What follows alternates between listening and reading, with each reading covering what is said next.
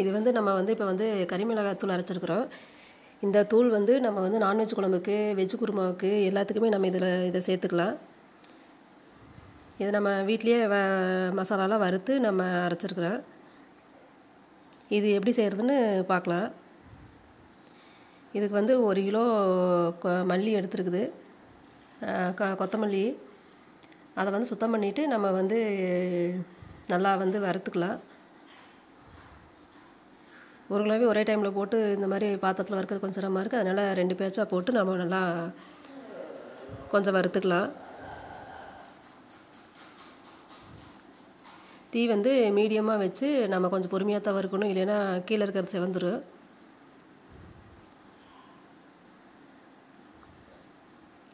நம்ம இந்த மாதிரி மசாலா தூள் நம்ம வீட்டில் அரைச்சி வச்சிட்டோம்னா நம்ம வந்து எல்லா குழம்புகளுக்கும் நம்ம போட்டுக்கலாம். எல்லா குழம்புனா காய் குழம்புக்கு இருக்காது, குருமாவுக்கு, வெஜ் குருமா, நான்வெஜ் குழம்புகளுக்கு, சிக்கன், மட்டன் இதுக்கு எல்லாத்துக்குமே நம்ம சேர்த்துக்கலாம்.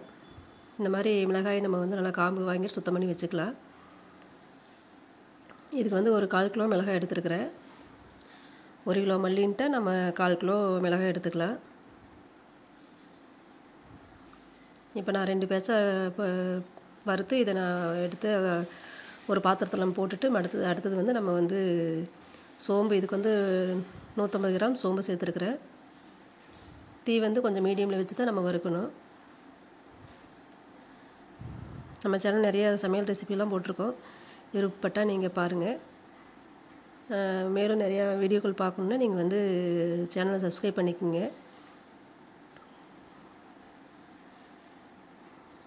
நான் இந்த மிளகாத்தூள் வச்சு நான் இப்போ செஞ்ச குழம்பு ரெசிபியோட லிங்க்கில் கீழே கொடுக்குறேன்.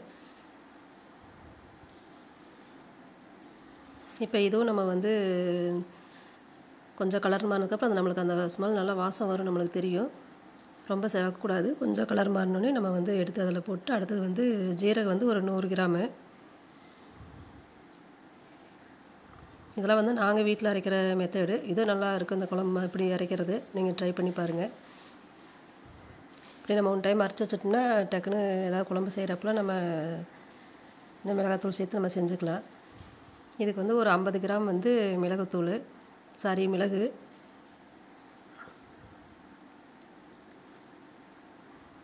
இதிலே வந்து நான் வந்து 2-3 பிரிஞ்சி இலை, பட்டை ஒரு 2 துண்டு, கிராம்பு ஒரு 10, ஏலக்காய் ஒரு 2-3, அன்னாசிப்பூ ஒரு மராட்டி முக்கு, இதெல்லாம் வந்து சேர்த்துருக்குறேன்.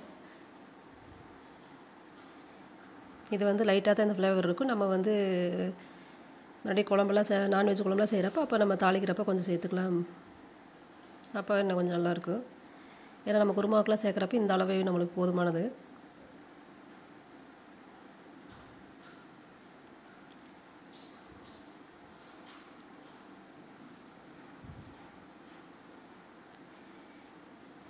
இப்போ வந்து ஒரு அரிசி ஒரு 50 கிராம் சேர்த்துருக்குறேன். இது எதுக்குன்ட்டு நம்மளுக்கு கொஞ்சம் நம்ம இந்த மிளகாத்தூள் வந்து கொஞ்சம் குழம்பு திக்னஸ் கொடுக்கும் செய்கிறப்ப. அதுக்காக இந்த மாதிரி கொஞ்சமாக நல்லா அரிசி வந்து நல்லா வறுக்கிறப்ப பொரிஞ்சு நல்லா வரும். அந்த டைமில் எடுத்து அதையும் நம்ம கொஞ்சம் சேர்த்துக்கலாம். இது ரொம்ப நாள் நம்ம வச்சுருக்கிற மாதிரி இருந்தால் மிளகாத்தூள் வந்து இதை சேர்க்கக்கூடாது, ஏன்னா எதாவது வண்டு வரும். நம்ம கொஞ்சம் சீக்கிரமாக அதை குழம்புல யூஸ் பண்ணிடுவோம் அப்படின்னு இதை சேர்த்துக்கலாம்.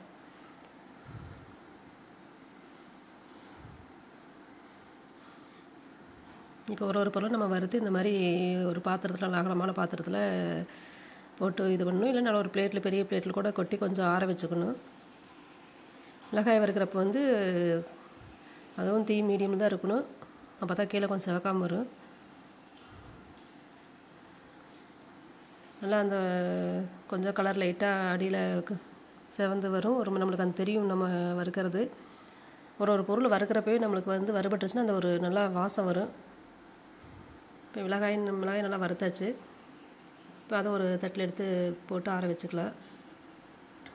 கருவேப்பிலை வந்து ஒரு கைப்பிடி நம்ம சேர்த்துக்கலாம்.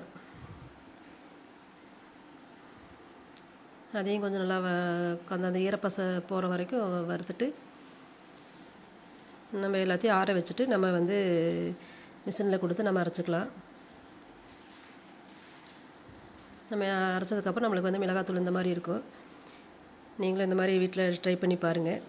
நம்ம சேனல் இன்னும் நீங்கள் சப்ஸ்கிரைப் பண்ணாமல் இருந்தால் பண்ணிக்கோங்க. கொஞ்சம் மேலும் நாங்கள் வீடியோ போட யூஸ்ஃபுல்லாக இருக்கும்.